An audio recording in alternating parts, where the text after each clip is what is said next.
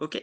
Donc, c'est un plaisir de revenir en tout cas pour discuter dans le réseau MENS parce que j'avais été donc membre du Rhizome et la thématique de la reprise d'études des étudiants et étudiantes en exil est très chère. Et ce n'est pas un hasard donc si j'ai choisi d'étudier la question de la mise au travail des réfugiés, ça a été beaucoup impacté par cette action au sein du réseau. Alors aujourd'hui, je vais vous présenter des problématiques autour de la mobilité sociale des réfugiés. Alors on va croiser bien sûr la question des études et de la reprise d'études, mais pas que. Et moi, je me suis surtout intéressé à la question du travail et au rôle du travail dans les différentes mobilités sociales des réfugiés en France.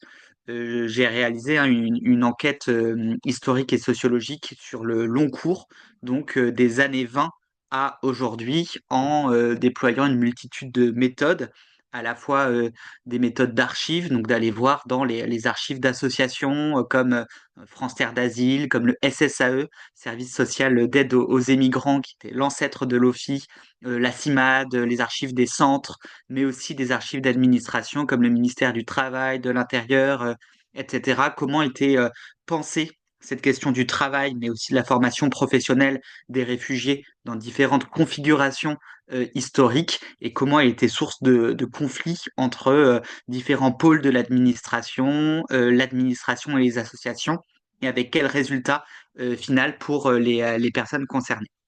Donc, je vous propose aujourd'hui une présentation en trois temps. D'abord, une introduction à quelques concepts simplifiés de la mobilité sociale qui sont utilisés en sociologie, puis une distinction entre les enjeux de la pensée de la mobilité sociale, d'une part dans une société unique et d'autre part dans des parcours transnationaux, c'est-à-dire quand il y a une traversée d'espace social. Dans un deuxième temps, je vous présenterai quelques résultats de la thèse sur une pensée des conditions structurelles de la mobilité sociale, et notamment avec une notion que j'utilise, que je travaille et qui vient de la sociologie états-unienne, qui est la notion de mode d'incorporation. Et puis je ferai une dernière partie sur une analyse plus contemporaine, où je vous présenterai quelques faits sur le déclassement et la déqualification des réfugiés aujourd'hui en France avec l'exploitation d'une enquête statistique. Et puis je vous présenterai quelques réflexions sur les politiques publiques qui affectent ce déclassement et cette déqualification. Puis après, je me réjouis d'avoir une conversation avec vous depuis la pratique des U-Passerelles et au sujet de l'étude. Voilà, il y a beaucoup de choses à dire et j'ai pas tout mis dans la présentation. Donc, si jamais je finis avant l'heure impartie, il y aura possibilité de repartir sur des points précis. Donc, je commence sur peut-être une introduction sur de quoi on parle quand on parle de déclassement ou de mobilité sociale en sociologie. Alors que les sociologues qui assistent à cette présentation me pardonnent pour le caractère incomplet de cette introduction. Simplement, l'idée de mobilité sociale dans une société, c'est vraiment une thématique centrale de la sociologie. Elle part de l'idée de stratification sociale, donc l'idée qu'il y a des positions sociales dans la société qui sont hiérarchisées. Et une personne peut changer de position et ou avoir une évolution stagnante, descendante ou ascendante au cours du temps ou entre deux états. Et souvent, on va regarder de génération en génération les mobilités sociales par rapport à l'origine familiale d'un individu. Donc, simplement sur cette idée qu'il existe des positions différentes et hiérarchisées, cette idée de stratification sociale, euh, déjà en commençant, il y a un problème de définition qui se pose. Il y a différents types de déclassements qu'on peut distinguer, que je vous ai mis ici sur la slide. Un déclassement subjectif, c'est l'idée que la position qu'on occupe, elle ne correspond pas aux aspirations qu'on avait. Un déclassement social, Donc ça, c'est l'idée que la position qu'on occupe, elle est moins bien que celle de nos parents ou d'un parent. C'est tout l'objet des analyses en termes de table de mobilité sociale, où on va comparer la distribution catégorie socio-professionnelle des enfants par rapport aux parents, avant simplement par rapport à la catégorie socio-professionnelle du père. Maintenant, il y a des catégories un peu plus fines avec donc les catégories socio-professionnelles de la mère, mais aussi ce qu'on appelle les PCS ménages, c'est-à-dire qu'on essaye d'approximer la position sociale d'un ménage avec une catégorie qui lie les positions sociales des personnes qui composent le ménage. Donc, des classements subjectifs, des classements sociaux. Avec la sociologie de Pierre Bourdieu, est venue aussi comme catégorie centrale de l'analyse de la stratification sociale l'idée de déclassement scolaire, c'est-à-dire l'idée qu'il y a un décalage entre les aspirations que le système d'enseignement produit et les chances que ce système offre réellement sur le marché du travail. Donc ce déclassement scolaire, il a été central dans l'analyse de l'inflation des titres scolaires, sur l'idée que un diplôme qui avait une place égale dans la hiérarchie des diplômes, au hasard le bac ou une licence, protégeait de moins en moins, garantissait de moins en moins non seulement un emploi, mais aussi un emploi avec certaines conditions, etc. Donc, cette introduction sur qu'est-ce que c'est la mobilité sociale dans une société, avec l'idée de stratification sociale et ces trois compréhensions du déclassement ou de la mobilité sociale comme étant quelque chose de subjectif, quelque chose de social, quelque chose de scolaire, ça crée déjà une première complexité parce que ces différents types de mobilité, elles peuvent être plus ou moins superposées. Ensuite, comment est-ce que différents auteurs et autrices ont pensé la mobilité sociale en migration? Alors, un auteur, un sociologue incontournable de la sociologie de l'immigration, c'est Abdelmalek Sayad, que vous connaissez sûrement, et sinon, je vous invite vraiment à lire toute son œuvre, et parce que c'est un sociologue qui a pensé la question du travail dans l'immigration, la question de la pensée d'État, donc comment est-ce que quand on essaye de penser l'immigration, on est toujours rattrapé par les catégories, par les thèses promues par des agents de l'État et qui sont pris dans une politique publique. Et il a pensé aussi toutes ces circulations, notamment autour de l'immigration algérienne et des successions de générations d'Algériens qui viennent en France avec un rapport différent à l'immigration. Une des thèses que Abdelmalek Sayad porte, c'est que il faut étudier l'immigration toujours en prenant en compte l'émigration et que c'est dans le lien entre immigration et émigration qu'on peut saisir le phénomène d'immigration dans sa totalité. Une manière synthétique qu'il a de dire dans un article de la fin des années 70 sur les trois âges de l'émigration algérienne, c'est de dire qu'il faut penser ensemble ce qu'il appelle les variables d'origine, donc les propriétés sociales des personnes dans la société de départ, souvent on peut dire la société de naissance, mais le terme plus approprié, c'est société de départ. Alors, variable d'origine sur le rapport au travail, le rapport à la famille, le rapport à la culture, etc. Et qu'il faut comparer ces variables d'origine avec des variables d'aboutissement, c'est-à-dire la position dans ce qu'il appelle la société d'installation. Et donc, c'est une première entrée en matière. Étudier la mobilité sociale en migration, c'est comparer pour un individu, mais aussi pour un groupe, une distribution de variables d'origine et une distribution de variables dites d'aboutissement. Alors l'enjeu, bien sûr, c'est de savoir quelles variables on regarde, et c'est une question importante qui est centrale théoriquement, parce que la question qu'on pose derrière quelles variables, c'est qu'est-ce qui fait la position sociale d'un individu dans la société d'origine et dans la société d'installation. Alors, on peut avoir quelques critères qui nous viennent spontanément en tête, le fait d'être propriétaire. Est-ce qu'on est propriétaire là-bas et ici? Le fait d'avoir des diplômes, le fait d'avoir un revenu, le fait d'avoir des titres scolaires, le fait d'avoir des relations, le fait d'être reconnu dans la rue, etc. Donc, ces variables qui constituent le cadre d'analyse du passage d'un espace d'origine à un espace d'installation, c'est important de réfléchir auxquelles sont pertinentes et est-ce qu'on a les moyens de le mesurer. Alors, pour répondre à cette question, quelles sont ces variables? La sociologue Jennifer Bidet, dans un article qui s'intitule Déplacement, elle s'inspire de l'approche bourdieusienne de l'espace social. Donc pour Pierre Bourdieu, donc là aussi, je m'excuse pour la simplification, en substance, un individu dispose de plusieurs types de capitaux. Le capital économique, donc à la fois l'argent, le patrimoine, la capacité à acheter.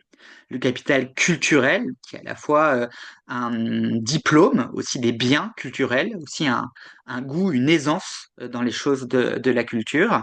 Le capital social, c'est-à-dire l'existence d'un réseau autour d'un individu et la capacité de cet individu à utiliser les ressources de ce réseau. Et le capital symbolique, qui est en fait l'idée de prestige qui englobe hein, tous ces capitaux là et qui constitue oui, cette idée de prestige social. Alors, Jennifer Bidet, dans son article de Déplacement de 2018, elle se demande, elle dit, voilà, les individus, ils ont différents types de capitaux dans l'espace de départ et dans l'espace d'arrivée. Et la question de la mobilité sociale, l'analyse de la mobilité spatiale comme une mobilité sociale, c'est de se demander comment est-ce que les capitaux initiaux d'un individu, ils sont transférés, ils sont réinvestis, voire ils peuvent être acquis dans la société d'installation. Et donc la question centrale de la mobilité sociale des immigrés, c'est la question du taux de change des capitaux. On imagine comme il y a un taux de change monétaire, il y a un taux de change, combien mon diplôme qui valait un master, combien est-ce qu'il vaut maintenant dans cette nouvelle société. Et donc, une des questions, c'est est-ce que les personnes qui émigrent, elles peuvent faire valoir l'argent qu'elles ont, le diplôme qu'elles ont, le réseau qu'elles ont, le prestige qu'elles avaient. Donc là encore, hein, tout comme dans l'analyse d'une société close, il y avait des possibilités de non-superposition parfaite entre déclassement subjectif, social, scolaire. Là aussi, avec les différents types de capitaux, il peut y avoir certains capitaux qui se transfèrent bien. Par exemple, un compte en banque en Syrie qu'on arrive à transférer en France, et d'autres capitaux. Et donc, vous connaissez particulièrement les difficultés de transfert du capital culturel institutionnalisé, aka le diplôme. Et ces différents types de taux de change peuvent créer ce qu'on appelle des mobilités sociales contradictoires. C'est-à-dire que sur certains aspects, la situation peut s'améliorer, par exemple le niveau de sécurité, la situation économique, et sur d'autres aspects, elle diminue. Par exemple, une personne qui obtient un emploi qui ne correspond pas du tout à son diplôme. Donc voilà pour un rapide survol de quelques concepts de l'analyse sociologique de la mobilité sociale sur lesquels on pourra bien sûr revenir parce qu'il y a évidemment beaucoup à dire et beaucoup d'éléments plus fins. Donc, dans ma thèse, je pars un peu de cette idée-là, de penser le taux de change des capitaux depuis la société de départ vers la société d'installation, et pour le cas précis des réfugiés et en France, et je mobilise un autre concept qui est celui des modes d'incorporation. Alors, ce concept-là, il a été proposé par des sociologues qui sont centraux dans la sociologie états-unienne, Alejandro Portes et Ruben Rimbaud, et notamment dans un ouvrage qui constitue un peu une somme de l'analyse de différentes générations, situations d'immigrés aux États-Unis, qui a été réédité plusieurs fois, qui s'appelle Immigrant America. Alors, l'idée derrière la théorie des modes d'incorporation, c'est que les situations économiques de groupes d'immigrés, c'est une théorie des groupes, elle peut se penser comme la résultante d'une rencontre entre des individus avec des propriétés sociales spécifiques, d'âge, de composition familiale, de diplôme, de richesse, etc., et un mode d'incorporation. Alors ce mode d'incorporation, il est composé de trois dimensions. La première de ces dimensions, c'est l'action de l'État. qu'il y a une politique d'accueil? Est-ce que l'action de l'État vis-à-vis du groupe qui vient d'arriver, elle est hostile, elle est neutre, elle est accueillante? L'action de l'État, c'est une chose, mais il y a une deuxième dimension qui est constituée, pardon, des dynamiques du marché du travail où dans l'analyse de Portes et Rimbaud, l'enjeu c'est de voir est-ce que les groupes d'immigrés qui arrivent bénéficient ou pas de représentations positives, est-ce que ça facilite l'accès à un emploi, est-ce qu'au contraire il y a des discriminations, est-ce qu'il y a un besoin en main-d'œuvre déqualifiée qui canalise tout le monde vers des emplois subalternes, etc.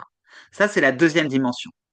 Et la troisième dimension, et qui est importante dans la sociologie états-unienne, moi je trouve qui est très intéressante à importer comme axe d'analyse pour la société française, c'est l'existence ou pas, et s'il y a existence, la force d'une communauté mobilisable pour les groupes de réfugiés. Là où dans l'analyse de Portes et Rimbaud, cette communauté mobilisable, souvent, ces frontières sont des frontières nationale ou ethnique. Et un des cas emblématiques qui manifeste l'existence et la force de cette communauté dans cette sociologie-là, c'est les Cubains de Miami, donc les réfugiés de Cuba dans les années 80, qui ont constitué une petite société à Miami capable de procurer à ses membres, et notamment aux nouveaux arrivants cubains, des opportunités professionnelles. Donc, dans l'optique de cette théorie des modes d'incorporation, la mobilité sociale des immigrés, elle varie en fonction de l'existence ou non d'une politique étatique, de dynamique favorable ou non du marché du travail, et enfin de l'existence de cette communauté. Et en fonction de ces modes d'incorporation, les réfugiés vont être plus ou moins capables d'acquérir ou de transformer ou de faire valoir leurs différents capitaux. C'est là où on peut lier une pensée de mode d'incorporation et une pensée de la stratification sociale telle que la propose Jennifer Bidet en s'appuyant sur les travaux de Adel Malek Sayad et de Pierre Bourdieu. Alors, cet axe d'analyse dans l'histoire de la gestion des réfugiés en France, je la déploie sur beaucoup d'exemples, et j'ai choisi de vous en présenter deux. D'abord les réfugiés russes, les Russes blancs de l'entre-deux-guerres, et ensuite les réfugiés du Chili et du Sud-Est asiatique. Alors, pour le premier cas, ce qui m'a beaucoup intéressé dans l'étude des Russes de l'entre-deux-guerres, et je me suis appuyé sur les travaux de Catherine Goussef dans un livre qui s'appelle L'exil russe, c'est que par rapport aux immigrés de l'entre-deux-guerres, donc ce sont les Russes qui fuient la Russie bolchevique et la prise de pouvoir des bolcheviks en 1917. Donc, il y a beaucoup de Russes qui restent d'abord dans le contour de l'ex-empire tsariste et qui petit à petit s'installent dans des pays d'Europe et notamment la France du fait de liens historiques entre les deux pays. Ce qui est intéressant dans les migrations russes de cette époque, donc à partir du début des années 20, c'est que contrairement aux autres types d'immigration, italienne, polonaise, espagnole de l'entre-deux-guerres, elle est constituée, pour une part importante, d'une élite. Une élite diplomatique, d'une élite militaire, d'une élite culturelle et économique. Et donc, c'est une société qui se déplace. Et cette élite, elle va participer à construire des institutions de reclassement académique et professionnel des réfugiés russes. Et j'avais pas du tout cet exemple en tête quand j'avais commencé à travailler avec le réseau, avec le MENS. Et c'est vrai que c'est assez dingue de se dire que il y a plus de 100 ans, des Russes ont créé énormément de filières ont créé un institut, donc un institut supérieur technique russe en France, un institut franco-russe des sciences politiques, sociales et juridiques, un lycée russe qui est créé à Paris. Il y a des filières dans des établissements d'élite françaises, par exemple la Polytechnique, où on parle russe. Et il y a énormément d'associations professionnelles qui se créent pour les étudiants russes, les danseurs, les physiciens, les agronomes, etc. Donc cet exemple, il est intéressant parce que il montre comment est-ce que le mode d'incorporation des réfugiés russes, pour le comprendre, pour le saisir, il faut regarder cette force et l'existence de cette communauté des réfugiés russes dans l'entre-deux-guerres, qui a créé des couloirs de transfert de capitaux culturels entre les étudiants et étudiantes réfugiés russes et les institutions françaises. Donc c'est un exemple d'une certaine autonomie d'une communauté de réfugiés dans la formation qui a pu se faire justement par des liens entre élites russes et élites françaises. Alors, un deuxième exemple que je trouvais intéressant, c'est celui des réfugiés du Chili et du sud-est asiatique. Donc, toute cette vague de réfugiés du début des années 70 au début des années 90. Réfugiés du Chili, hein, c'est beaucoup plus court dans le temps. Ça suit le coup d'État de Pinochet en septembre 73. Et donc, c'est à la faveur de l'arrivée de ces réfugiés que l'ensemble du système d'accueil tel qu'on le connaît aujourd'hui en France va se mettre en place. Les centres, des associations, etc. Et c'est un moment qui est très intéressant dans l'histoire de la gestion des réfugiés parce que tous les membres de l'espace de la cause des réfugiés, c'est-à-dire tous les membres, les associations, les individus qui sont intéressés par la défense et par l'amélioration de la condition des réfugiés, vont arriver, vont imposer des avancées pour améliorer ces conditions auprès de l'État, pour le dire rapidement, et de plusieurs administrations précises. Et donc c'est un moment d'obtention de droits, de victoire, par des associations qui sont écoutées et respectées par l'État et qui obtiennent des droits au niveau du droit au travail, de la formation professionnelle, des cours de français pour toutes les personnes qui prétendent au statut de réfugié. Donc c'est aussi un moment où la situation de maintenant ce qu'on appelle les demandeurs d'asile, des réfugiés statutaires, elle est très très proche. Les demandeurs d'asile ont droit à des cours de français dans des centres, ont droit à travailler, ont droit à la formation professionnelle parce que leurs conditions sont défendues efficacement par différents types d'associations et que à la fois les réfugiés du Chili et ceux et celles du sud-est asiatique, pour des raisons différentes, bénéficient d'une politique gouvernementale de bienveillance, d'accueil qui promeut l'avancée des droits. Et donc, c'est le cas, pour décliner un peu ces droits obtenus, pour les bourses universitaires, hein, qui, j'imagine, vous occupent beaucoup, qui sont d'abord obtenues pour les réfugiés du Chili, sur la base de l'origine et de la nationalité, puis en grand nombre pour les ressortissants d'Asie du Sud-Est en 1975 sans condition de statut juridique, toujours sur la base de nationalité, et puis qui sont octroyés à tous les réfugiés, quelle que soit leur nationalité, par une circulaire de 77.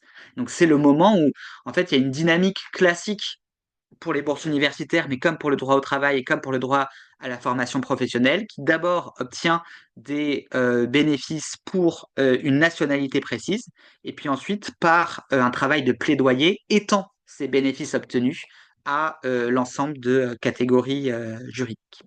Donc ça, c'est intéressant parce qu'on voit comment ce qui constitue l'action de l'État dans un mode d'incorporation, en fait, elle est changée par la mobilisation de plusieurs associations et sur des droits qui correspondent à différentes dimensions de l'existence des personnes réfugiées, tant le diplôme, les études que le travail au sens large du terme. Et donc, il y a une politique gouvernementale d'accueil qui passe par des mesures juridiques suite à la mobilisation de plusieurs organisations et qui facilite le transfert des capitaux des réfugiés du Chili et du sud-est asiatique, et donc qui entrave un certain déclassement. Mais ce qui est intéressant aussi, c'est qu'il n'y a pas que des mobilisations d'associations envers l'État, il y a aussi des mobilisations de type professionnel, et par exemple les médecins. Donc vous connaissez sûrement, ou en tout cas je vois Irinda qui est là, connaît par cœur l'accueil aux médecins et personnels de santé réfugiés en France, la MPSRF, qui est formée justement à ce moment-là parce que un médecin de Port-Royal, Alexandre Minkowski, rencontre un couple de médecins chiliens qui ne trouvent pas d'emploi. Et donc se crée cette association qui parvient à ses débuts à clarifier les modalités d'obtention d'équivalence pour les réfugiés, médecins, chirurgiens dentistes, sages-femmes, etc. Et cette association-là, elle est secondée dans ces propositions de modification légale par différentes associations qui avaient acquis le respect de l'État, notamment le Comité national d'entraide, mais aussi toute la coordination des associations pour les réfugiés.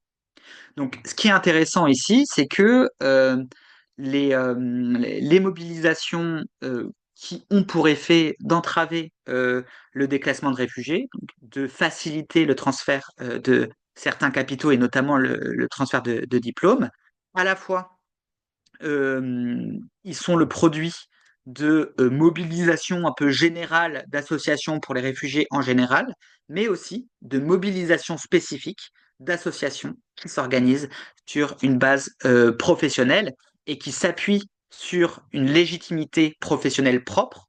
Et donc pour le cas de l'Association pour les professionnels de santé sur le fait que ça soit porté par un médecin influent de Port-Royal, cette légitimité professionnelle, elle sert donc à obtenir pour une profession particulière des avancées. Et donc il y a d'autres mobilisations qui ont lieu pour les réfugiés du Chili et du Sud-Est asiatique hors profession de santé, par exemple pour les assistants et assistantes sociales du Chili, pour les enseignants ou encore pour les intellectuels. Donc rapidement sur ce cadre théorique, l'enjeu c'est que la mobilité sociale des réfugiés, elle peut s'analyser, et ici pour ces deux cas des Russes et des réfugiés du Chili, comme le croisement de personnes avec des propriétés sociales, des capitaux spécifiques et un mode d'incorporation qui se compose de trois dimensions, la politique gouvernementale, le marché du travail et la communauté des compatriotes installés. Alors, pour le troisième volet de la présentation, je voulais un peu m'intéresser à la situation alors actuelle. Les données datent de 2019, mais pour essayer de penser avec ce prisme théorique, qu'est-ce qui affecte la mobilité sociale et quelle mobilité sociale des réfugiés exilés aujourd'hui et comment on peut mettre en lien quelques résultats statistiques avec une analyse des plus structurelle des politiques publiques. Alors, pour introduire à quelques faits, je m'appuie ici sur une exploitation statistique d'une enquête qui a été menée par le ministère de l'Intérieur et notamment son département statistique qui s'appelle la DSED. Et l'enquête, c'est l'enquête ELIPA 2, enquête longitudinale sur l'intégration des primo-arrivants. C'est une enquête qui s'intéresse aux personnes qui ont obtenu un premier titre de séjour supérieur à 1 an en 2018 et qui est représentative des 10 départements en France où il y a le plus de titres de séjour obtenus. Ce n'est pas tout le territoire français, mais c'est ces 10 départements. Et donc, il y a un échantillon qui est fait parmi toutes les personnes qui ont obtenu ce titre de séjour. Et dans cet échantillon, il est représentatif donc d'une population. On trouve 1100 réfugiés donc, qui ont obtenu le statut de réfugié, puis le titre de séjour, et qui viennent pas d'avoir la décision de l'OFPRA, et qui sont interrogés plusieurs années après l'obtention de ce titre de séjour. Donc il y a plusieurs vagues. Là, moi, je m'intéresse à la première vague. Je m'intéresserai l'an prochain aux vagues suivantes, mais c'était déjà assez de travail. Donc, avec cette première vague, on peut obtenir tout un tas d'informations, et c'est vraiment, il y a des centaines et des centaines de questions sur la situation des réfugiés, et on dispose aussi, et c'est ce qui fait l'intérêt de cette enquête, à la fois de variables d'aboutissement, mais aussi de variables d'origine. Donc, quelles sont leurs origines sociales, quelle était leur situation d'activité au pays d'origine, etc. Voilà pour la présentation de l'enquête. Si vous avez des questions, on pourra en parler, en parler ensuite. Alors, est-ce que je peux avoir un pointeur laser? Voilà. Donc, ici, ma réflexion dans la thèse, c'est comment on pense la situation d'activité des réfugiés aujourd'hui. Donc, la situation d'activité, c'est est-ce qu'ils et elles sont en emploi, au chômage, inactivité, études. C'est ces quatre catégories. Et une question que je me suis posée, c'est est-ce que la situation d'activité que les personnes ont au moment de l'enquête, elle est différente de celle que ils et elles avaient au moment de partir du pays. Donc, d'où la réalisation de ce graphique. Ici, vous avez la répartition des situations d'activité au pays de naissance, donc toutes les personnes représentées. On voit qu'il y a une majorité d'emplois. La taille des catégories, ça correspond au nombre de personnes pondérées. Donc là, peu de personnes au chômage, autant de personnes en études qu'en inactivité, et la majorité de personnes en emploi. Et ici, vous avez la distribution actuelle, donc au moment de l'enquête de ces personnes. Et dans les flux, on a une distinction supplémentaire, c'est que une couleur correspond aux femmes, le vert, et une couleur correspond aux hommes, le orange. Et donc, on peut voir à la fois la transformation des flux, mais donc des changements de distribution des situations, et aussi la composition sexuée de ces situations. Donc là, par exemple, sur les personnes qui sont en emploi, il y en a la moitié qui restent en emploi en France au moment de l'enquête. Il y en a une bonne partie qui va au chômage et il y en a d'autres qui vont dans une situation d'inactivité. Ce qui est intéressant à voir, c'est que les personnes qui étaient en emploi et qui vont dans une situation d'activité, on voit une majorité de verts, c'est surtout des femmes. Donc il y a une production spécifique de l'inactivité des femmes, non pas seulement parce qu'elles étaient en inactivité dans le pays de départ, mais aussi parce que des femmes qui étaient en emploi deviennent en inactivité. Pareil, on peut analyser différents flux.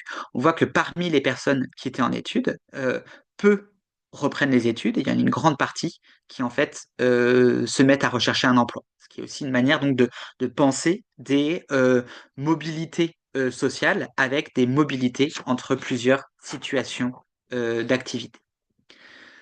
Donc, on pourra le reprendre ce schéma. Donc, ce qu'on voit, c'est qu'il y a une mise au travail des étudiants, la création d'un phénomène de chômage et l'augmentation de situations d'activité, notamment pour l'inactivité qui caractérise beaucoup les femmes et le chômage qui caractérise beaucoup les hommes réfugiés. L'emploi qui caractérise aussi beaucoup les hommes réfugiés.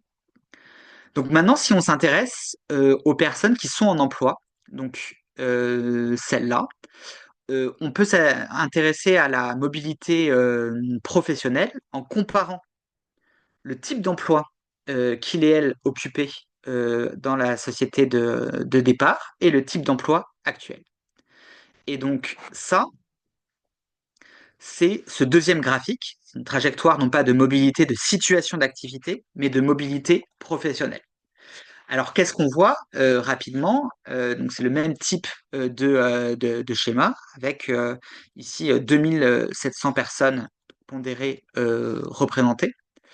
On voit juste en regardant les distributions qu'il y a une salarisation des réfugiés, c'est-à-dire une quasi-disparition des agriculteurs et des indépendants. Donc, la migration, pour les personnes réfugiées qui ont un emploi au moment de l'enquête, elle est synonyme de salarisation, aussi donc de perte d'indépendance.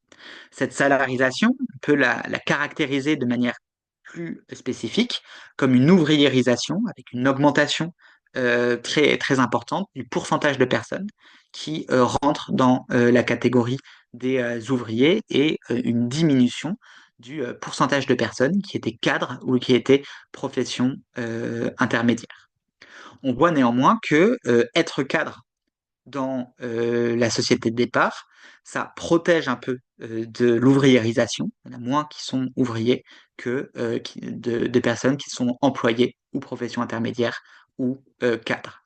Donc il y a un effet de la catégorie socio-professionnelle de départ, mais cet effet ne garantit pas un maintien de la catégorie socio-professionnelle de travail. On peut aussi décrire ces changements de distribution de catégories socioprofessionnelles comme étant une concentration professionnelle. Il y a plus de pourcentage de réfugiés qui sont concentrés dans quelques catégories socioprofessionnelles, et cette concentration, on peut la décrire un peu plus précisément comme étant du déclassement professionnel, c'est-à-dire l'occupation d'une position moindre dans la hiérarchie de la production. On peut avoir des discussions ensuite sur la question de la comparaison entre ces différentes catégories socio-professionnelles et notamment, est-ce que être ouvrier dans la société de départ, c'est pareil qu'être ouvrier en France? Et donc, bien sûr que non, parce qu'il y a différents types d'ouvriers, différents types de positions dans les conventions collectives, dans la qualification. Et donc, ça, c'est des analyses plus fines. Mais voilà pour un survol de ces chiffres sur les mobilités professionnelles. Au-delà de simplement l'analyse des mobilités professionnelles, on peut s'intéresser aux conditions de travail des réfugiés. Et donc ça aussi, je l'ai fait avec ELIPA 2. Plusieurs choses sont intéressantes, hein. Déjà, une concentration dans des secteurs, notamment dans l'hôtellerie, commerce ou la restauration, qui ironiquement en fait sont les mêmes initiales que le HCR, hôtellerie, commerce, restauration. 21% de personnes qui sont dans le bâtiment ou la construction. Donc à la fois une concentration dans ces secteurs hein, qui sont connus pour avoir des métiers pénuriques. Une autre dimension, c'est celui de la stabilité du contrat. Et donc, les réfugiés en emploi se caractérisent par une prévalence des CDD, donc beaucoup moins protecteurs. On observe aussi statistiquement une importance du temps partiel. Donc 30% des hommes sont en temps partiel et 50% des femmes en emploi sont en temps partiel. Et ce temps partiel, il est subi à plus de 80% pour les femmes. C'est-à-dire que celles qui travaillent en temps partiel sont 90% à décrire vouloir travailler plus. Et ce qui peut nous intéresser dans la question du déclassement, c'est ce résultat-là, c'est que 40% des réfugiés qui sont en emploi estiment, dans l'enquête ELIPA, être surqualifiés dans leur travail.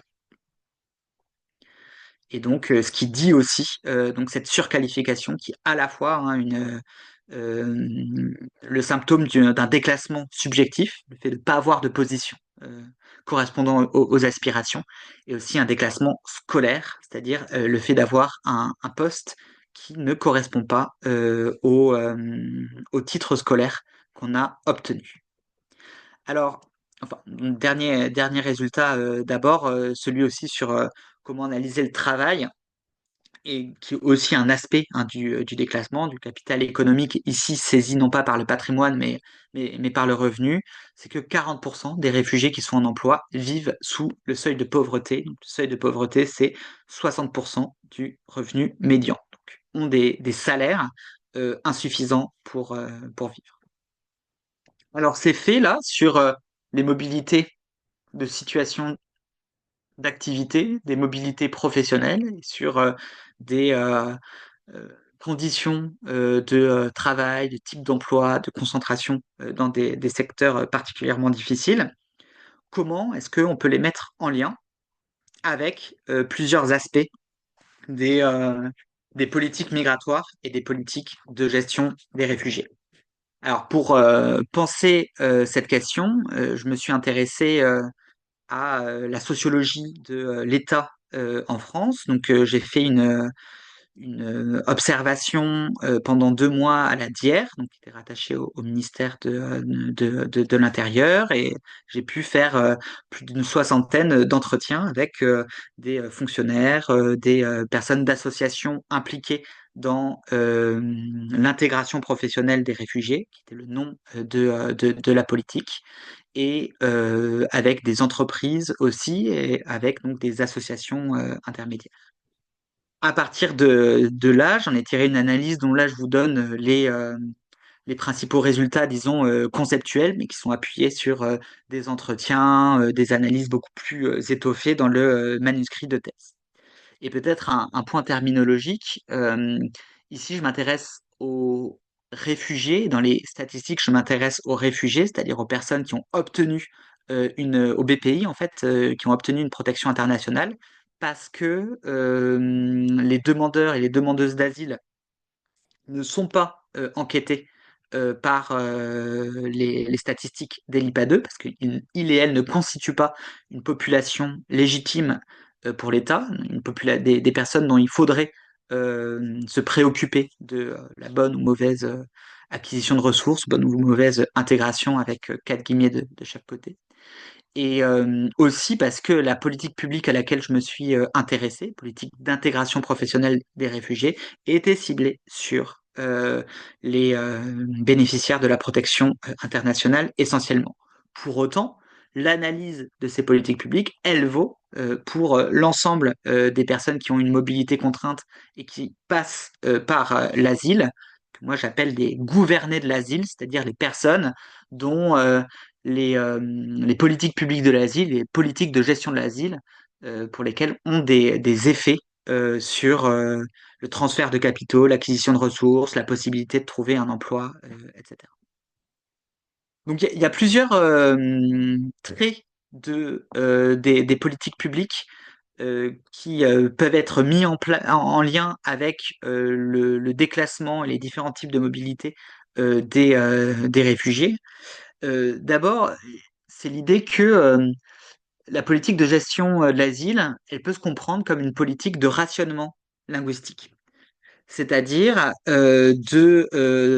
d'entrave à l'accès à des cours de langue de qualité, et le conditionnement de cet accès à un statut spécifique, celui de bénéficiaire de la protection internationale.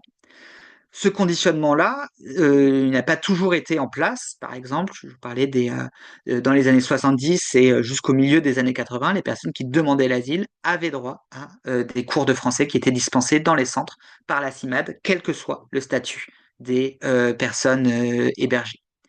Cette politique, c'est aussi une politique de sous-investissement linguistique, parce que l'accès aux cours, il n'est autorisé donc qu'après une longue période, qui est la demande d'asile, pas organisée notamment par l'OFII, souvent qui interviennent au mauvais moment dans les trajectoires administratives des personnes, donc au moment où il faut s'installer et régler tout un tas de démarches administratives, et dont la qualité, et c'est quelque chose que j'ai retrouvé dans les entretiens avec les associations, est au bas mot variable, et ne dure pas assez longtemps pour prétendre à une qualification protectrice sur le marché du travail.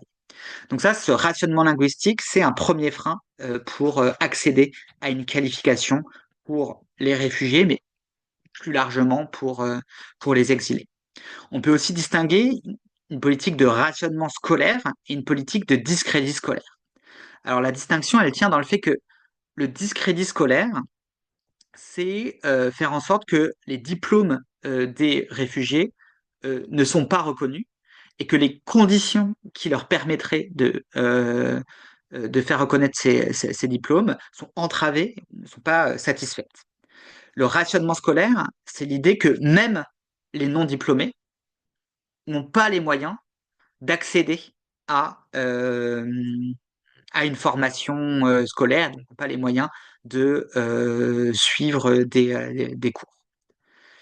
Les politiques de gestion de l'asile, au sens large, comme l'hébergement directif, l'interdiction de travail, la pauvreté contrainte avec l'ADA, la longueur des procédures qui diffèrent en fonction des différents types de procédures, bien sûr, elles contribuent à ces rationnements linguistiques et scolaires parce que elles déstabilisent les individus qui passent par l'asile, ce qui entrave le suivi continu sur un territoire, soit de cours de langue, soit de formation scolaire. Elle fixe, elle assigne spatialement les personnes qui passent par l'asile, ce qui réduit là encore les possibilités de choix, notamment concernant les études. Et par la contrainte à la pauvreté économique, elle renforce, une fois le statut obtenu, la nécessité de travailler, ce qui peut altérer les projets soit d'études, soit d'apprentissage linguistique. Donc, du point de vue du travail, ces différents aspects des politiques publiques de gestion de l'asile et des réfugiés aboutissent d'une part à la déqualification des diplômés, et d'autre part à la non-qualification des non-diplômés. Et donc, c'est important de tenir ces deux aspects de la politique, à la fois un manque en termes de reconnaissance et aussi un manque en termes d'investissement éducatif scolaire. Et donc d'accès aux services publics de la langue ou de l'enseignement. Ces politiques publiques n'ont pas le même effet en fonction des différentes propriétés sociales des réfugiés. Ça, c'est aussi important de l'avoir dans l'analyse. Notamment, ça varie dans l'analyse statistique et notamment l'exploitation des LIPA 2 en fonction de la nationalité, du sexe ou du niveau de diplôme des réfugiés. Je vous ai mis trois faits qui me semblaient assez intéressants pour comprendre un peu les complexités des effets de ces politiques-là. D'abord, le rationnement linguistique, c'est-à-dire l'impossibilité d'accéder à des cours de langue dès l'arrivée en France et des cours de langue de qualité qui peuvent emmener à un certain niveau de qualification. C'est un aspect qui est davantage pénalisant pour les femmes réfugiées dans l'accès à l'emploi. C'est-à-dire que la probabilité d'être en emploi pour des personnes réfugiées, qui ont une faible maîtrise de français, elle est beaucoup plus basse pour les femmes que pour les hommes. Ce fait-là, on pourra en parler, mais on peut l'analyser en considérant que le marché du travail peu qualifié, qui est ouvert aux réfugiés quand ils arrivent, il est genré et il propose davantage de métiers, disons, de force, construction, bâtiment, sécurité pour les hommes, et davantage des métiers, pour le dire vite, de care, nettoyage, soins des enfants, aide à domicile, etc., pour les femmes. Et dans ces métiers de care, les compétences relationnelles, et notamment les compétences linguistiques, sont davantage demandées et vont davantage constituer des barrières à l'emploi que pour les métiers de force. Ça, c'est un élément important. Le rationnement linguistique a des effets défavorables sur l'accès à l'emploi et notamment particulièrement prononcés pour les femmes réfugiées. Et ensuite, donc ces effets varient en fonction de d'autres propriétés. Le diplôme, on peut avoir tout à l'heure une discussion aussi un peu plus approfondie. En fait, le diplôme ne joue pas directement dans l'accès à un emploi, pas pour les hommes. Donc, ce n'est pas quelque chose qui compte et qui est discriminant du point de vue statistique. Par contre, il va être lié, pour les hommes et pour les femmes, à une plus grande progression en français entre leur arrivée et l'enquête. Et donc, pour les femmes, le diplôme obtenu à l'étranger va être lié à un meilleur taux d'emploi. Mais l'effet de ce diplôme, il va passer par la plus grande maîtrise du français par les personnes diplômées. Il passe pas par un effet du diplôme en tant que tel, en tant que titre scolaire reconnu. Et ensuite, et pour lier en fait cette analyse avec la théorie en termes de mode d'incorporation, il y a certaines nationalités qui vont être plus ou moins entravées dans leur recherche d'emploi par leur faible maîtrise du français. Notamment, dans ELIPA 2, on voit que les Sri Lankais ou les Bangladais n'ont pas besoin bon niveau de français pour trouver un emploi. Alors que ça va être beaucoup plus le cas des Afghans ou des Soudanais qui constituent des, euh, des nationalités plus récentes du point de vue de l'histoire de l'immigration. Et donc, dans tout un tas de dimensions, par exemple la dépendance à l'hébergement collectif, par exemple, la dépendance aux cours de français, la nationalité compte. Et donc, il y a certaines nationalités qui semblent être plus organisées ou dont les membres peuvent davantage profiter de ressources que d'autres nationalités. Dans l'ensemble, ce qui est en jeu dans ces politiques de rationnement linguistique et de rationnement scolaire, c'est la difficulté d'accès à une qualification. Et le terme, cette notion de qualification, qui est particulièrement importante dans la sociologie du travail française, elle désigne une certification des capacités productives des individus qui est protectrice, c'est-à-dire qui garantit une rémunération, souvent par l'inscription dans des conventions collectives, qui protège contre donc les aléas des cycles économiques, contre les licenciements pardon, aussi contre l'arbitraire du patronat, parce que elle garantit d'effectuer certaines tâches et pas d'autres, et elle permet souvent des mobilités professionnelles, c'est-à-dire que à partir du moment où on a atteint un niveau de qualification, on peut prétendre à un niveau de qualification supérieur avec la formation continue. Et ça, c'est un enjeu parce que dans la thèse, j'analyse beaucoup de programmes qui sont mis en place, notamment liés avec des entreprises, qui disent être des programmes d'insertion ou de formation, et en fait qui souvent proposent des formes dégradées de qualification. Donc soit, c'est-à-dire qui produisent à la fin des sortes d'attestations de participation, d'attestations de compétences professionnelles, mais qui sont pas des qualifications d'un niveau CAP ou plus, et qui, à ce titre, ne donnent pas droit, par l'inscription dans les conventions collectives, à un niveau de rémunération, une définition des tâches et à la garantie d'une mobilité professionnelle. Et donc, c'est important d'avoir ça en tête quand on analyse ce qui se fait autour de l'insertion professionnelle des réfugiés, c'est de s'intéresser à quel type de certification est produite à la fin. Est-ce que c'est une attestation, un petit papier ad hoc, ou est-ce que c'est quelque chose qui est garanti dans un cadre collectif et qui a un titre solide? Et pour finir, une autre manière de penser les effets de ces politiques publiques sur les existences des exilés, c'est de parler de marchandisation. C'est-à-dire que l'impossibilité d'accéder à une qualification ou à des études, elle est liée à la nécessité de travailler donc de travailler euh, dans un cadre de production économique pour les réfugiés. Non seulement cette nécessité de travailler, mais aussi elle accroît une dépendance du travail concret, des tâches, eh bien aux forces du marché, donc à la fois au cycle économique et aux personnes qui dirigent les entreprises. Voilà pour la présentation de quelques axes de réflexion. Et je voulais finir sur c'est quelques aspects en fait structurants sur lesquels débouchent ces analyses. D'abord, c'est que l'accès aux études et un emploi de qualité, c'est un enjeu d'égalité dans la société. Donc, c'est important de le penser non pas simplement comme de l'humanitaire ou de la charité, mais vraiment comme une, euh, une politique qui distribue des positions sociales entre différents membres de société. Et en l'état, on peut l'observer à différentes configurations historiques. La politique de gestion des exilés, elle contribue à la production d'inégalités, notamment à la subalternisation, donc l'assignation à des positions économiques subalternes de groupes entiers de personnes de notre société.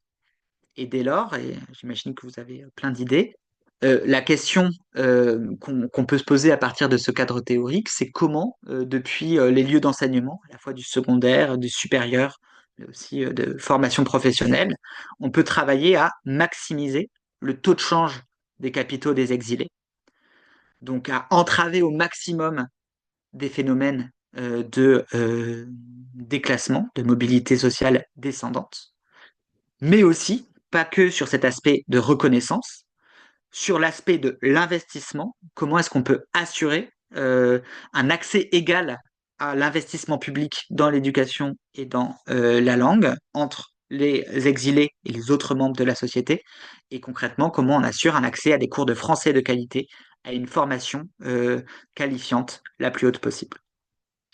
Voilà donc la question que je vous pose.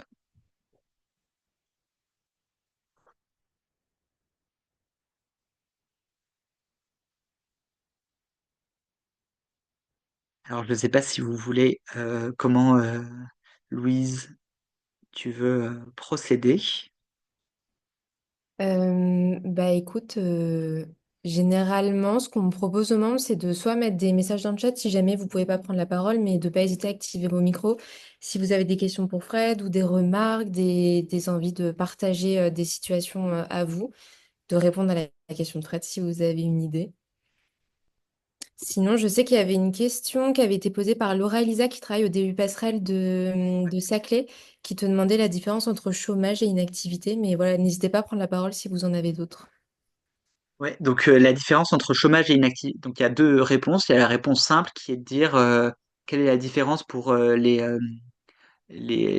instituts statistiques entre chômage et inactivité. Chômage, c'est la situation d'une personne qui n'a pas de travail et qui en cherche. Et inactivité, c'est la situation d'une personne qui n'a pas de travail et qui n'en cherche pas. Donc, ça paraît simple, mais en fait, ensuite, il y a beaucoup de discussions, et notamment des travaux, je pense aux travaux de Margaret Marouani, qui écrit un livre qui s'appelle Travail et emploi des femmes, où justement, elle va analyser toutes les frontières et les situations floues, où des situations de chômage sont aussi des situations d'inactivité. Et même plus que ça, en fait, Margaret Marouani, son analyse, c'est que le non-emploi masculin est appelé le chômage et le non-emploi féminin est appelé l'inactivité. Marie Desrolles, bonjour. Bonjour, bonjour Fred et félicitations pour la thèse.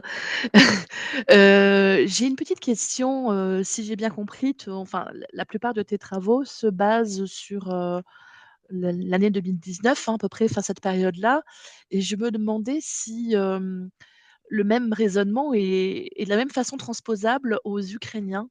C'est-à-dire si tu penses, si tu t'es penché sur la question, si c'est complètement transposable aux Ukrainiens. Enfin, autrement dit, si finalement c'est un phénomène qui va concerner de la même façon, enfin tu l'as dit tout à l'heure, de la même manière toutes les nationalités. Donc c'est pour ça que je me pose la question pour les Ukrainiens, parce que justement j'ai le sentiment que pas forcément. Et ma deuxième question, c'est si tu as travailler aussi sur ce déclassement dans le cadre des chercheurs, des lauréats PAUSE notamment. Parce que là aussi, on a très souvent à faire malheureusement un déclassement en raison de la concurrence académique. Et je pense que très rares sont ceux qui parviennent à accéder sur le long terme à un poste équivalent à celui qu'ils occupaient dans leur pays d'origine.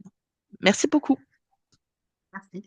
Alors, j'ai pas travaillé, donc j'ai pas de données, j'ai pas fait de terrain sur ces deux cas, mais j'ai des éléments de réponse euh, pour, euh, pour une réflexion sur ces deux cas.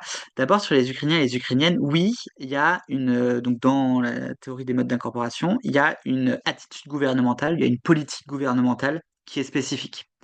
Cette politique gouvernementale, elle a porté d'abord sur la dimension administrative, donc ils ont été bénéficiaires d'une protection temporaire qui leur a été accordée sur une base collective et non pas sur une base individuelle avec toutes les politiques du soupçon, etc., que décrit Karen Akoka dans ses travaux. Donc, il y a déjà une facilité administrative qui préjuge d'une attitude gouvernementale davantage bienveillante.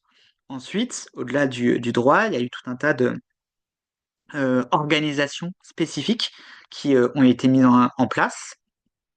Un peu en fait comme pour les réfugiés du Chili et pour les réfugiés du Sud-Est asiatique, il y a eu des mises en place par exemple de services de l'emploi adaptés avec des annexes de Pôle emploi, de France Travail, qui parlaient ukrainien, des guides qui ont été réalisés dans la langue des Ukrainiens et des Ukrainiennes. Et ça, c'est quelque chose que on, on voit pas souvent. On n'avait pas vu pour les Bangladais, les Sri Lankais, les Soudanais, les Afghans, etc. Il n'y avait pas d'antenne de Pôle emploi pour les Afghans avec des personnes qui parlaient farci et pachto. Donc c'est vraiment, en fait, ça rappelle vraiment cette politique de gestion des réfugiés du sud-est asiatique et des réfugiés du Chili, où on avait cette production de guides, de services de l'emploi spécialisés, adaptés, etc. Et puis il y a aussi eu, de même que pour les réfugiés du sud-est asiatique, une politique d'incitation à la création de comités d'accueil, etc. Et donc, si on regarde la carte des associations liées à l'exil et à l'immigration, on voit qu'à partir du printemps 2022, il y a dans toute la France, il y a des dizaines et des dizaines de associations qui se créent en solidarité avec les Ukrainiens et les Ukrainiennes. Donc ça, sur le versant politique publique et attitude de la société civile, c'est objectivable que des choses se sont passées. Maintenant, je trouverais ça intéressant, et j'ai pas la réponse parce que j'ai pas du tout étudié cette question, et je sais pas s'il y a les données, si ça s'est traduit par des situations économiques un peu plus favorables.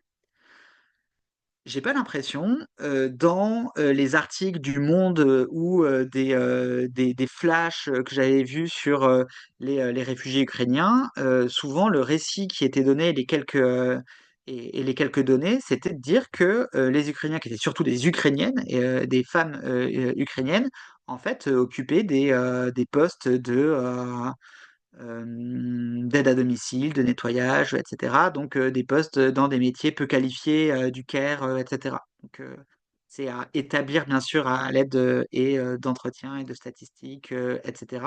Mais c'est possible que le deuxième aspect en fait du mode d'incorporation, c'est-à-dire les dynamiques du marché du travail, et fait un appel d'air des Ukrainiennes vers ces postes non pourvus, dans un contexte d'absence de grandes communautés ukrainiennes en France.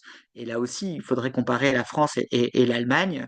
En France, je sais plus, les chiffres, c'était un peu plus de 120 000 personnes qui étaient venues en France avec la protection temporaire depuis 2022, alors que en Allemagne et aussi en Pologne, ça compte en plusieurs centaines de milliers. Donc voilà pour la réponse sur les Ukrainiens et Ukrainiennes, et ensuite la réponse sur le déclassement spécifique des intellectuels ou des académiques. Donc non, j'ai pas travaillé sur le programme PAUSE. Là où j'ai beaucoup travaillé sur les intellectuels, c'est il y a plus longtemps, en fait, il y a 75 ans, sur les réfugiés intellectuels en exil qui, après la chute du régime nazi, se trouvent dans les camps d'Europe, en Allemagne, Autriche, Italie, où ces camps dits de personnes déplacées sont gérés par les alliés, français, britanniques et États-Unis, et aussi par l'ancêtre du HCR, l'Organisation internationale pour les réfugiés. Et donc, en fait, il y a plus d'1 million de personnes qui sont dans ces camps. Il va y avoir tout un ensemble de programmes de recrutement en vue de leur émigration. C'est comme ça que Israël va recruter un peu plus de 100 000 réfugiés juifs qui sont dans les camps, que les États-Unis vont recruter un peu plus de 400 000 réfugiés polonais, ukrainiens, hongrois, etc., qui sont dans les camps pour les besoins de l'agriculture post-guerre. La France va recruter pour la culture de la betterave, les mines, etc., quelques dizaines de milliers de réfugiés. Et se pose dans ces camps la question de la sélection des réfugiés. Donc il y a des missions de sélection qui viennent, qui font tout un tas de tests médicaux, tout ça. Et en fait, les personnes qui arrivent le moins à émigrer sont les professions intellectuelles, pour plusieurs raisons. D'abord, sont les personnes qui sont les moins robustes physiquement, donc qui ne passent pas les tests physiques des missions de sélection. Et ensuite, du fait de l'opposition d'organisations professionnelles, notamment l'Ordre des médecins ou l'Ordre des avocats en France, qui de ce point de vue sont très conservateurs et qui avaient participé dans l'entre-deux-guerres aux mobilisations antisémites et xénophobes pour fermer les portes de leur profession aux réfugiés, notamment juifs d'Allemagne, d'Autriche, de l'Est, etc.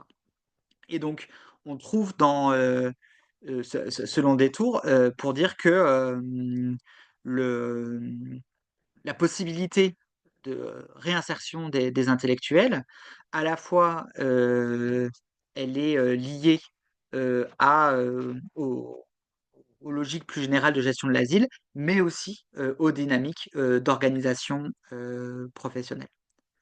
Et donc là, je n'ai pas étudié les personnes du programme POSE, mais peut-être que Pascal Laborier pourra faire un encart sur cette question. Mais j'imagine que, étant donné les difficultés budgétaires que tout le monde connaît de l'enseignement supérieur, la raréfaction des postes et l'augmentation de la concurrence, ça ne doit pas être une chose aisée.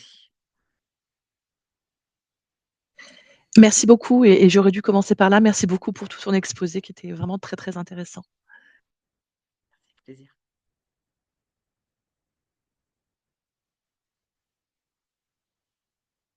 Je peux faire un encart si vous voulez, puisque je suis là.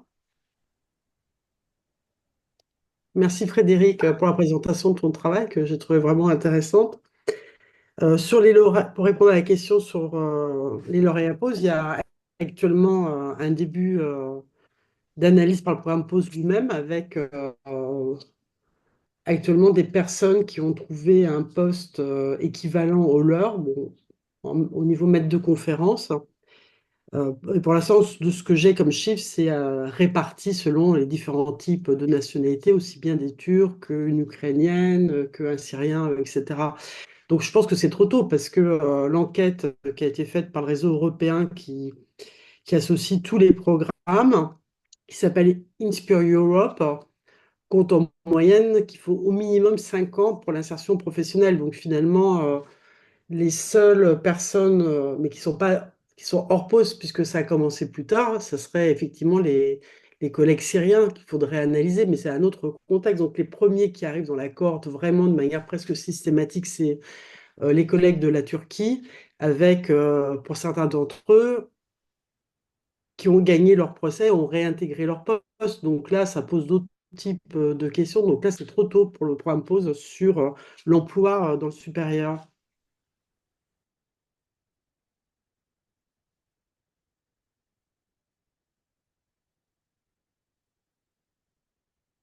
Merci Pascal. Merci beaucoup.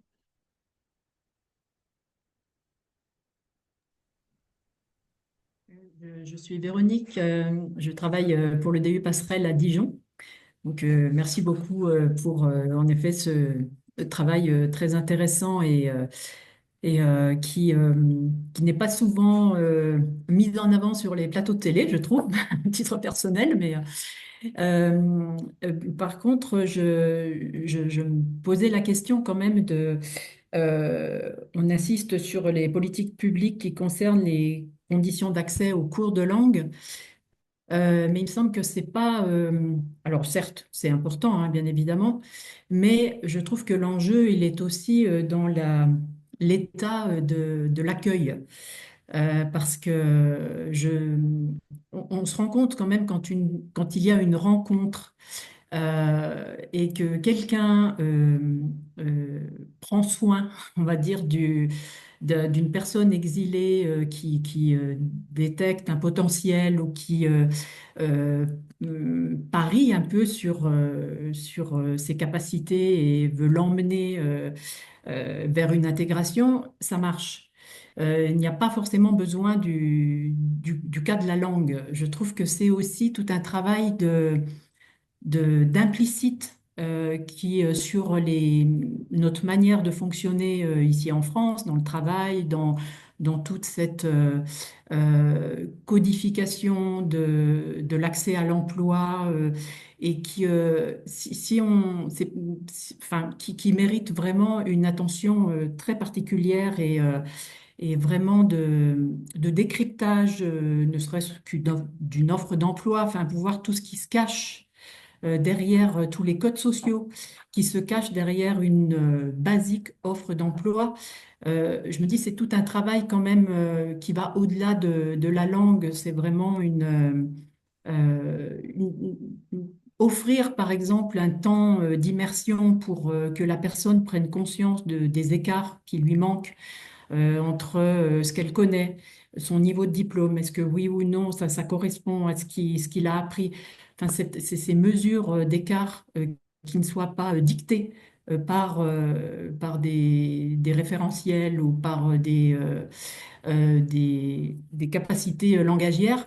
Voilà, je me dis que c'est quand même tout un travail de volonté d'accueil et d'attention à l'autre qui dépasse le simple fait d'accéder à un cours de langue, quoi. Enfin, je sais pas si je me fais bien comprendre, mais je pense que ça va encore plus loin qu'un niveau de langue, parce qu'on peut toujours avoir un très bon niveau de langue, mais si on n'a pas la volonté de faire place quand même et d'expliquer tous les implicites, on risque de rester dans le déclassement longtemps.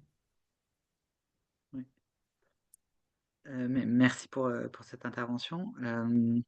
Je peux qu'être d'accord avec vous et je vais faire mon sociologue cliché a toujours ramené Pierre Bourdieu dans la discussion, mais il y a une notion que j'aime beaucoup dans la sociologie de Bourdieu, dans l'analyse des différences de chance scolaire et de comment l'institution scolaire joue un rôle dans la reproduction des inégalités de base, qui en fait rejoint tout à fait ce que vous dites sur l'implicite, quoi. C'est par la maîtrise donc l'analyse de Bourdieu, c'est par la maîtrise de l'implicite des attendus scolaires que les enfants de la bourgeoisie vont réussir à s'accaparer les ressources scolaires et que l'institution va évincer les enfants des classes populaires. Et donc une manière proposée par Bourdieu comme transformation de l'institution scolaire, ce qu'il appelle la pédagogie explicite, c'est-à-dire la volonté de ne plus laisser des implicites de l'institution scolaire qui pourraient n'être accaparés que par une partie de la classe. Et je trouve que ce que vous avez mentionné, on pourrait penser aussi une pédagogie explicite de l'accueil, c'est-à-dire une socialisation à la fois la méthodologie donc universitaire. Donc moi-même, j'enseigne à l'université à Paris-Cité. Donc j'ai tout un cours qui s'appelle méthode d'enseignement du travail universitaire, où en fait c'est de la pédagogie explicite sur quels sont les attendus, comment interagir avec des professeurs, qu'est-ce qu'une dissertation, qu'est-ce qu'une tout ça. Et donc cette pédagogie explicite-là, oui, elle ne peut que améliorer la compréhension et donc aussi le pouvoir d'agir des personnes en situation d'exil pour qu'ensuite elles fassent leur choix et tentent leur chance.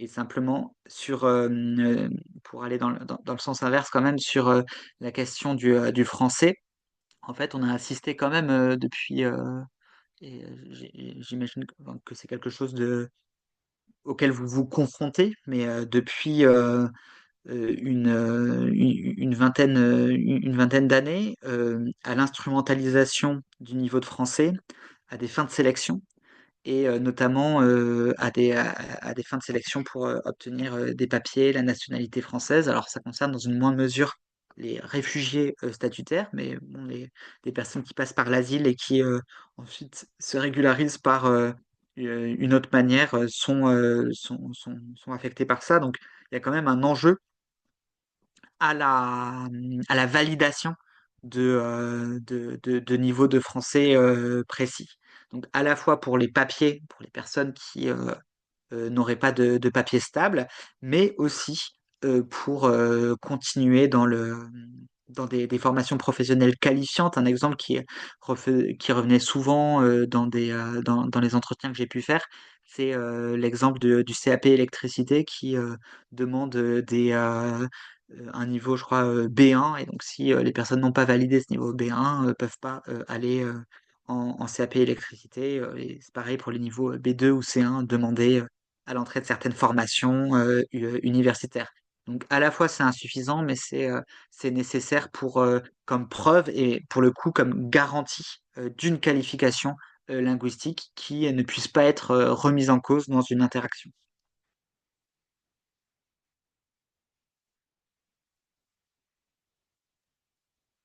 Bonjour, Bonjour.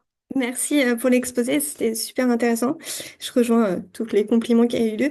Je voulais juste revenir sur ce que vous avez dit à propos des populations venant d'Ukraine et plus particulièrement donc plutôt enfin plutôt les Ukrainiens et Ukrainiennes, puisqu'il y a eu d'autres personnes déplacées à ce moment-là. Si j'ai bien compris, vous disiez que pour en tout cas le retour à l'emploi de ce que vous aviez vu comme chiffre, c'était pas forcément l'accueil spécifique qui a eu lieu a peut-être pas forcément aidé. Je connais pas bien le vocabulaire, je suis désolée, mais au mode d'incorporation, c'est ça. Mais j'ai l'impression, alors après, parce que donc moi je m'occupe d'un DU passerelle à Sorbonne Université, j'ai l'impression que pour nos étudiants et étudiantes ukrainiens et ukrainiennes, enfin, c'est l'accueil qui leur a été fait a vraiment facilité leur prise d'études. On Ouais. a pour ces étudiants-là des reprises à des niveaux d'études, enfin, et aussi un taux de reprise vachement, enfin, beaucoup plus élevé que d'autres populations. Ok. Et je pense que c'est aussi lié à certains ont finalement pas arrêté leurs études. Il y en a qui sont toujours en études en ligne, toujours en ce moment, en parallèle.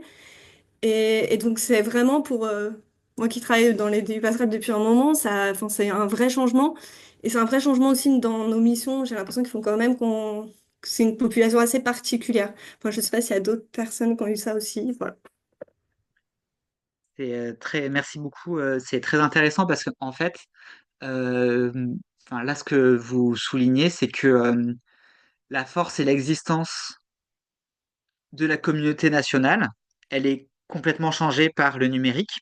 Et ici, et c'est vrai que c'était un aspect que j'avais oublié, la possibilité de suivre des cours valable, certifiant dans l'espace académique ukrainien, hors de l'espace académique ukrainien, c'est-à-dire que tout passe en Zoom, ça c'est une nouveauté en fait.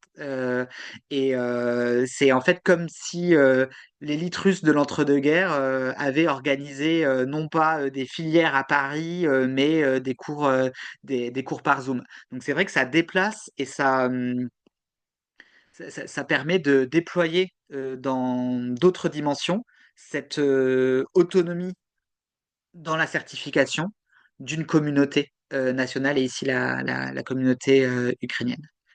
Et donc, dans cette possibilité, c'est vrai que ça joue dans la reprise d'études, mais il y a aussi, c'est vrai, dans l'accueil qui a été fait, qui a été fait, pardon, j'avais assisté à une formation des Zénik-Narik sur la lecture, la compréhension et l'appropriation de tous les diplômes des réfugiés d'Ukraine. Et donc aussi le fait que ça existe, ce type de formation, donc il reprenait tous les types de diplômes, comment les diplômes avaient changé de part et d'autre de la chute euh, du communisme. Et ça aussi, ça crée en fait euh, des procédures favorables à la reprise d'études et aussi une bienveillance a priori dans la gestion des reconnaissances. Et j'ai retrouvé le site que j'avais vu. C'était en fait ce qu'on appelle un audit flash de la Cour des comptes. Donc je vous le mets à tous et toutes. Euh, voilà.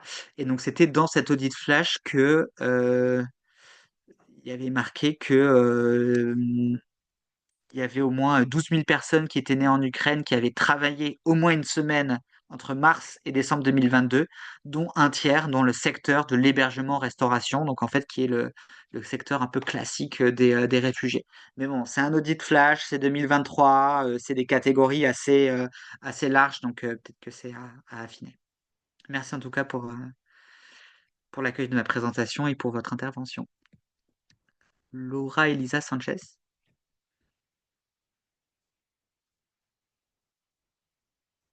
Et une main levée, mais peut-être que vous êtes sur mute. Ah ouais.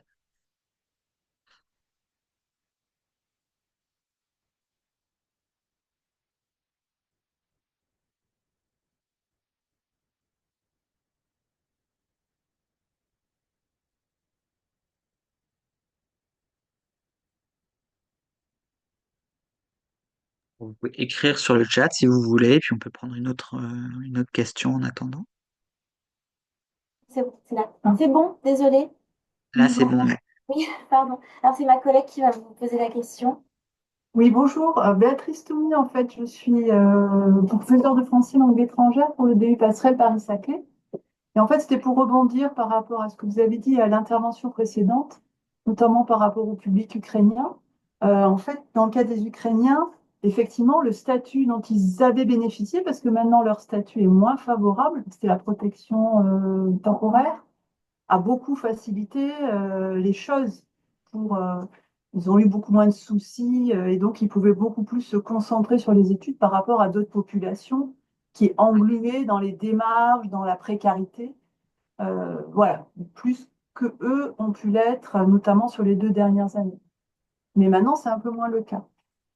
Et ensuite, il y a quand même des éléments aussi qui qu'ils ont un niveau de formation. On parle, entre guillemets, hein, d'un pays développé, entre guillemets, mais donc il y a un certain niveau d'études, des infrastructures, et donc des niveaux de formation qui sont élevés et qui correspondent beaucoup plus aux standards français. Donc il y a cette question-là. Et enfin, ils ont aussi un choc culturel qui est bien moins important que d'autres populations qui découvrent une société complètement différente, qui doivent se faire à des codes complètement différents. Donc c'est vrai que c'est, entre guillemets, plus facile pour eux de reprendre le cours des choses, notamment quand, comme ça a été mentionné, en fait, il n'y a pas vraiment de grosse interruption de leur cursus. Finalement, beaucoup ont pu globalement bénéficier de cursus un peu en continuité euh, au sein du CN français.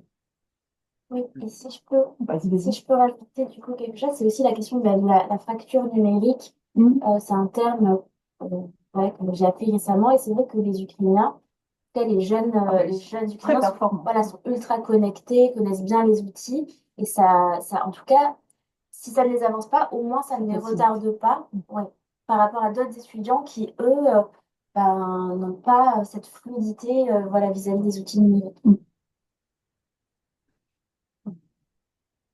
Ben, merci beaucoup pour vos interventions et vous êtes plus proche du terrain, vous en savez vraiment beaucoup plus que moi sur cette question, mais ça ne fait que confirmer la pertinence de ce sujet dans une perspective comparative. Et peut-être une, peut-être une dernière chose que j'avais en tête, et je ne sais pas si ça vous paraît pertinent, mais c'est sur cette question d'accès à des niveaux de qualification. Moi, j'ai l'impression que depuis 2015, il y a eu donc la création des DU passerelles et qui ont de manière de plus en plus solide, bien sûr, avec toutes les enjeux de se maintenir dans un contexte de crédit budgétaire qui diminue. Mais je pense que c'est aussi intéressant de se poser la question ou d'essayer de faire des ponts pour répliquer cette initiative dans d'autres domaines de formation et de qualification, et donc pas que dans le monde universitaire, mais aussi dans les qualifications professionnelles comme les CAP ou des qualifications plus courtes comme les BTS, etc. Et au niveau des CAP, il y avait une, euh, Ou même des une titres initiative professionnels, qui avait été, ou même des titres pardon, professionnels. ou même des titres professionnels avec l'idée que ça soit le plus qualifiant possible, parce qu'il y a certains titres professionnels où on est sur la limite en fait de l'inscription dans les conventions collectives. par exemple, les CQP, les certificats de qualification professionnelle, c'est vraiment, il y a certains CQP qui vont donner droit à une rémunération, une mobilité professionnelle, etc., etc., parce que ils sont dans le répertoire national des titres et des certifications, mais d'autres qui ne vont pas l'être. Donc, je ne sais pas si c'est quelque chose auquel vous et le MEDS réfléchit, mais c'est vrai que à la fin, avant la dissolution du réseau, on s'était dit, ah, mais ça serait quand même quelque chose à faire de faire des CAP passerelles. Et donc, ça a déjà été fait. Par exemple, en Bretagne, il y a un CAP qui a fait ça avec une année de langue, puis 2 années de formation en CAP. Mais c'est vrai que ça pourrait euh, permettre l'accès à différents types de qualifications et améliorer la situation de plusieurs personnes. Je peux faire un petit commentaire. Oui, oui. Bah, c'est qu'en fait, de manière générale, les savoirs et les savoir-faire des migrants en France, qu'ils soient réfugiés ou demandeurs d'asile, enfin, peu importe les statuts, sont pas valorisés, enfin, ne sont pas assez valorisés. En fait, c'est des personnes qui, même si par exemple elles sont pas diplômées, qu'elles n'ont pas étudié, elles peuvent avoir beaucoup de connaissances et de compétences, mais qui deviennent complètement fantômes, enfin, qui disparaissent ouais, une fois qu'elles sont en France. Ouais, complètement. Et c'est un terme avec lequel j'essaie de décrire ça, c'est ce terme de discrédit. Et donc, il y a un discrédit scolaire, professionnel, mais qui est plus large que la non-reconnaissance des qualifications, qui est aussi une suspicion a priori de la légitimité, du sérieux de la personne et qui se déploie aussi dans des interactions à la poste, à la banque, aux administrations, etc. Et que ce phénomène en fait de discrédit, de la suspicion a priori vis-à-vis de tout ce qui peut valider l'avis ou les capacités des réfugiés, à cause de ce discrédit, il y a toujours une nécessité de quelque chose qui vient combler ce discrédit, qu'on peut appeler une garantie. Donc, soit une Oui, garantie de l'être, de personne, être accompagné par une personne avec des papiers, une personne blanche, avoir des lettres de recommandation, etc. Donc ça, je suis complètement d'accord avec vous sur ce phénomène plus général de discrédit qui appelle des garanties. ok, ben merci pour, J'avais une petite question complémentaire parce que vous parliez tout à l'heure des NIC-NARIC et du travail qui est fait au niveau des NIC-NARIC spécifiquement par nationalité, en fait, c'est ça? C'est-à-dire qu'ils vont aller s'intéresser à bah, pour telle nationalité, quels sont les diplômes, et du coup après mettre en place vraiment des reconnaissances. Ben, donc ça, c'est aussi un des prolongements possibles de ces réflexions et je trouverais super intéressant je sais pas si ça existe un mémoire de master ou une thèse sur France Éducation Internationale et le ex-CIEP. Euh, donc je ne connais pas leur organisation spécifique, mais j'avais été intrigué et donc je m'étais inscrit, j'avais assisté en tout cas à une mobilisation spécifique pour la reconnaissance des titres scolaires d'Ukraine. Et donc je pense que non, ça ne se passe pas pour toutes les nationalités, qu'il y a une mobilisation spécifique pour l'Ukraine et ce qui est un signe supplémentaire de l'accueil spécifique avec le site de Pôle emploi, France Travail en ukrainien aussi. Ouais, C'était tout à fait. un aspect spécifique. Et ça c'est un élément extrêmement concret parce qu'un des blocages possibles et comment dire, déclassement, c'est ça, c'est-à-dire qu'ils arrivent avec un diplôme qui peut être même un master, mais en Ouais. fait, des fois, on ne sait pas du tout, il n'y a pas de réponse. Et donc, du coup, on est obligé de les faire recommencer à zéro, enfin, pour nous en L1, quoi, ou en équivalent. Et ça, oui, c'est très important. Je suis complètement d'accord. Le problème, c'est qu'il n'y a pas de service public de la reconnaissance des diplômes. Et Mm. donc, il existe donc ce bureau de France Éducation. Euh, International. c'est comment non, c'est CIEP, le Français Éducation Internationale, c'est C'est ça? ça. Ouais. Mm. Oui, c'est Et ça. ouais, et mais qui est sous-doté vis-à-vis du nombre et vis-à-vis de la qualité qui pourrait être attendue. Et il n'y a pas de personnes qui sont en face à face. On peut demander des renseignements. Il n'y a pas de les possibilités de recours. Tout est dématérialisé. C'est très compliqué, etc. Donc ça, c'est un vrai. Je trouve que c'est un vrai enjeu d'amélioration de la reconnaissance de diplômes des personnes. Non seulement une plus grande clarté, mais aussi peut-être une plus grande accessibilité physique et territoriale. Tout à fait, oui. Je peux juste réagir, pardon, c'est Camille du MENS.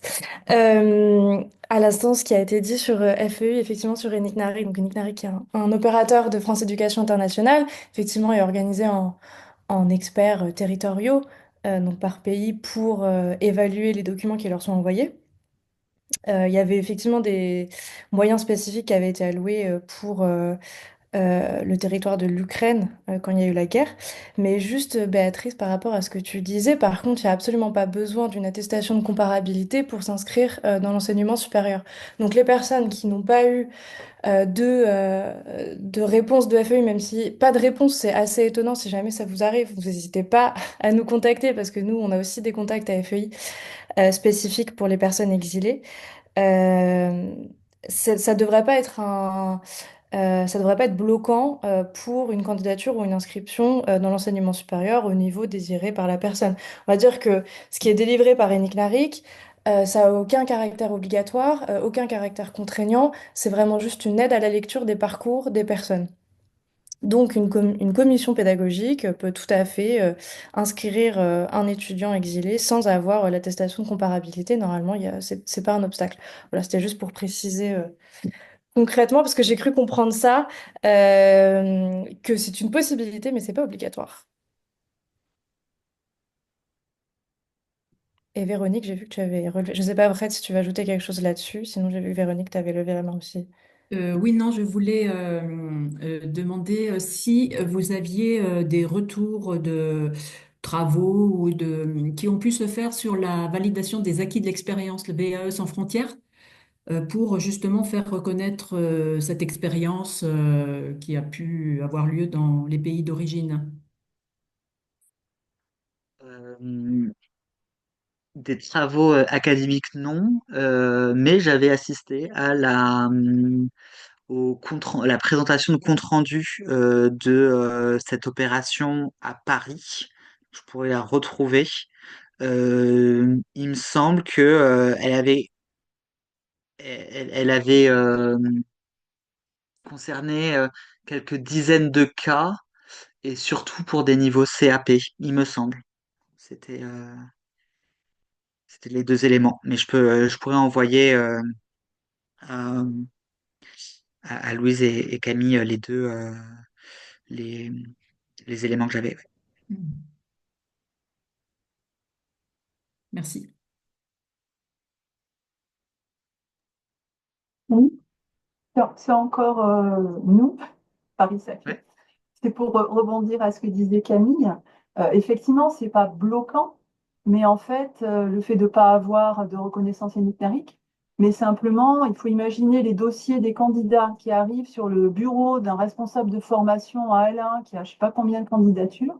Il voit un dossier étranger avec des diplômes qu'il ne comprend pas.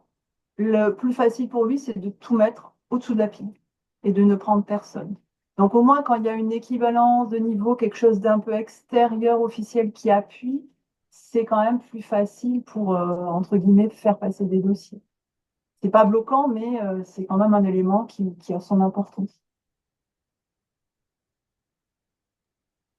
Ouais, tout à fait. On comprend bien ça et je vais rebondir sur une super procédure. Fred était là quand elle a été créée, c'est la demande d'admission adaptée, qui est mise en place à Saclay et qui prévoit justement aussi la formation des responsables de formation sur la lecture de ces dossiers-là. Euh, Parce qu'on comprend que ce soit très compliqué de lire ce type de diplôme, évidemment. Mais c'est intéressant parce que moi, j'ai déjà eu aussi des retours contraires de responsables de formation qui ne regardaient pas les attestations de comparabilité ENIC-NARIC parce qu'ils pensaient que c'était pas pertinent, parce que c'était fait par un organisme extérieur et du coup, ils faisaient pas vraiment confiance à l'analyse de ENIC-NARIC. Donc du coup, ça peut marcher dans les deux sens. Donc là, par rapport, pour faire le lien avec ce que disait Fred, il y a effectivement, ils sont très clairement en sous-effectif à ENIC-NARIC pour faire ce travail-là, mais il y a aussi un enjeu dans l'enseignement supérieur de former les personnels pour que ça repose pas justement peut-être sur Enigmatic, mais aussi en interne, que tous les responsables de formation puissent avoir des ressources en interne pour vérifier ce type de parcours. Par exemple, à Lille, il y a le système de référents dans chaque faculté, et donc qui puissent mobiliser des personnes pour les aider à lire ces dossiers plutôt que de les mettre en dessous de la pile. Voilà, je pense qu'il y a, là, il y a deux facettes à envisager pour s'assurer qu'il n'y a pas d'obstacles de fait à la reprise d'études pour les personnes exilées.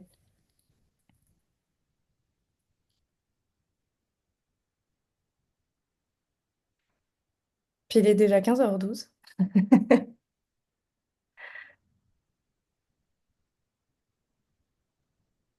peut s'arrêter là. Et puis, si, en tout cas, si vous avez voilà, des questions ou si vous voulez poursuivre la discussion, n'hésitez pas à me contacter. Bah, merci beaucoup, Fred, de ta présentation. Et pour vos collègues, si jamais vous pensez qu'il y en a qui seraient intéressés, je vous enverrai le lien pour revisionner ce séminaire. Je vous mettrai les coordonnées de Fred, pareil, dans un mail. Et voilà. Et puis, si c'est bon pour vous, je vous souhaite une bonne fin de journée à tout le monde. Et oui, le PowerPoint, je pense, Fred, tu me le fileras après le séminaire pour que je l'envoie.